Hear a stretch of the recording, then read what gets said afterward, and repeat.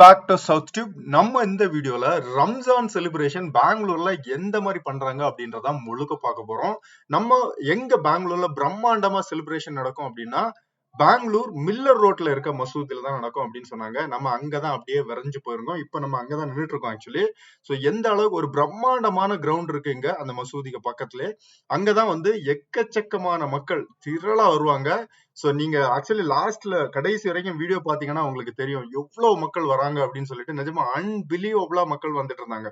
ஒட்டுமொத்த ஒரு 3 side road பாத்தீங்கன்னா மக்கள் வந்து அந்த என்ட்ரிக்குள்ள வர முடியாத அளவுக்கு கூட்டம் இருந்தது ஆக்சுவலி.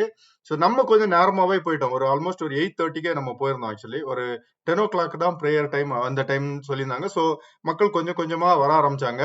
இங்கதான் வந்து பெங்களூர்ல மிக பிரம்மாண்டமா ரம்ஜான் செலிப்ரேஷன் நடக்கும் அப்படின்னு சொல்லியிருந்தாங்க. அந்த பிரேயர் அப்படின்னு சொல்றது. சோ காலையில 10 மணிக்கு தான் நம்ம போயிருந்தோம் ஆக்சுவலி. என்ன என்ன மாதிரி இருக்கும் அப்படின்னு சொல்லிட்டு பார்க்கலான்ட்டு. சோ ரம்ஜான் எதுக்கு செலிப்ரேட் பண்றாங்க அப்படின்றது நிறைய பேருக்கு தெரிஞ்சிருக்கலாம், ஒரு சிலருக்கு தெரியாமலும் இருக்கலாம். யூனோ இஸ்லாம் அந்த மந்த்ல, இஸ்லாம் மதத்துல அவங்களுக்குன்னு ஒரு கேலண்டர் இருக்கு. அதுல 9th மந்த்ல அந்த 30 டேஸையும் வந்து அவங்க ஃபாஸ்டிங் பண்ணி அந்த ரம்ஜான் செலிப்ரேஷன் அப்படின்றத பண்றாங்க. அந்த 30வது நாள் அன்னைக்குதான் அது நமக்கு தெரியும். அந்த பௌர்ணமி முடிஞ்சு அந்த அமாவாசைன்னு சொல்லுவோம் இல்லையா, அப்பதான் துறக்கும். பௌர்ணமி முடிஞ்சு அந்த அந்த அவங்களோட அந்த சிம்பல் வரும் முதல் நாள். அந்த நாளைக்கு தான் அவங்க வந்து அந்த ரம்ஜான் செலிப்ரேஷன் அப்படின்றது பண்ணுவாங்க. நம்ம சொன்னது தப்புன்னா கண்டிப்பா அதை கமெண்ட்ல சொல்லி திருத்துங்க.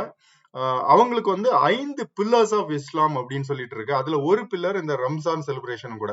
சோ அந்த 5 பில்லர் என்ன அப்படின்றத நம்ம குயிக்கா பாத்துடலாம். ஒண்ணு வந்து நம்பிக்கை. அவங்க மதத்துக்கு மேல முழுக்க முழுக்க நம்பிக்கை வைக்கணும். அதே மாதிரி பிரேயர் அப்படின்றது பண்ணணும். ஒரு நாளைக்கு 5 டைம் வந்து அவங்க பிரேயர் பண்ணணும். அன்னதானம் பண்ணணும். எல்லாருக்கும் வந்து உதவணும். அவங்களோட கம்யூனிட்டியில உள்ள எல்லாருக்கும் வந்து காசு இருக்கவங்க, காசு இல்லாதவங்களுக்கு அந்த மாதிரி உதவுறது கண்டிப்பா பண்ணணும்.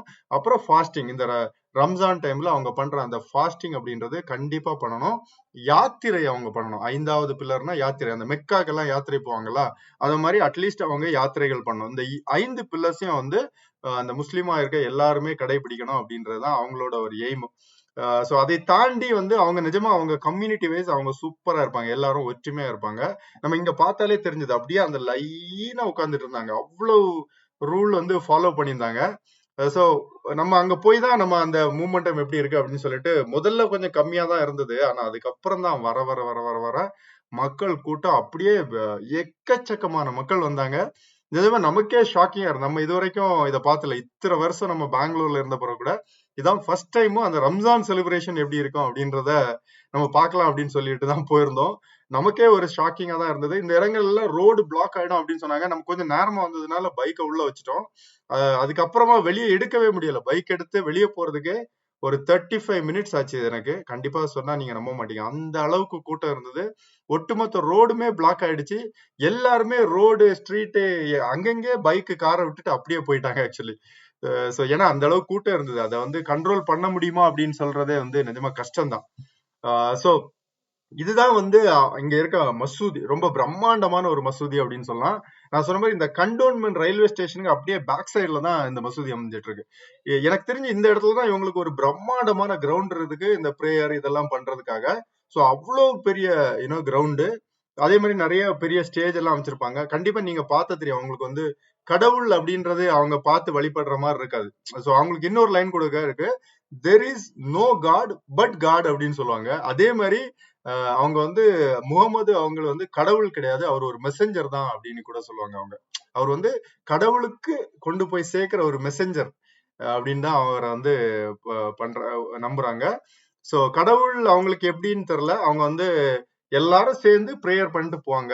அந்த மாதிரிதான் நமக்கு தெரியும். சோ அதே மாதிரி வேற ஏதாவது இன்ஃபர்மேஷன் இருந்ததுன்னா உங்களுக்கு தெரிஞ்சா கண்டிப்பா நீங்க அதை கமெண்ட்ல சொல்லுங்க. அப்ப நிறைய பேருக்கு தெரிய வரும். சோ நம்ம பெங்களூர்லயும் இவ்வளவு பிரம்மாண்டமா ரம்ஜான் செலிப்ரேஷன் நடக்கும் அப்படின்றது எனக்கே தெரியல. பார்க்கும்போது ஆச்சரியமா இருந்தது. அவ்வளவு மக்கள் கூட்டம். சோ நிஜமா சூப்பரா இருந்தது. ஒரு பியூட்டிஃபுல்லான எக்ஸ்பீரியன்ஸ். சோ நம்ம போயிட்டு அதுக்கப்புறம் அந்த கூட்டத்தை பார்த்துட்டு நம்ம கிளம்பிட்டோம் ஆக்சுவலி. ஏன்னா இதுக்கு மேல இங்க நின்னா நம்ம வெளியே போறதுக்கே கஷ்டமா இருந்தது. அந்த அளவுக்கு கூட்டம் வர ஆரம்பிச்சது. சோ கண்டிப்பா எல்லாரும் ரம்ஜானை கண்டிப்பா பீஸ்ஃபுல்லா சூப்பரா செலிப்ரேட் பண்ணுவாங்க அப்படின்னு நினைக்கிறேன். எல்லாரும் என்ஜாய் பண்ணுங்க. சோ இந்த வீடியோ கண்டிப்பா உங்களுக்கு பயனுள்ள வீடியோ இருக்கும்னு நினைக்கிறேன். யாராவது பெங்களூர்ல வெளியே இருக்கவங்க எல்லாம் பெங்களூர்ல என்ன மாதிரி பண்றாங்க அப்படின்றத தெரிஞ்சுப்பாங்க. சோ நிஜமா ரொம்ப வேற லெவல்ல செலிப்ரேஷன் பண்றாங்க. சோ முழு வீடியோ பாருங்க, பார்த்துட்டு உங்களோட கருத்துக்களை கமெண்ட்ல பதிவிடுங்க. உங்களுக்கு முஸ்லீம் இந்த கம்யூனிட்டியை பத்தி ஏதாவது தெரிஞ்சா அதையும் கமெண்ட்ல சொல்லுங்க. தேங்க்யூ.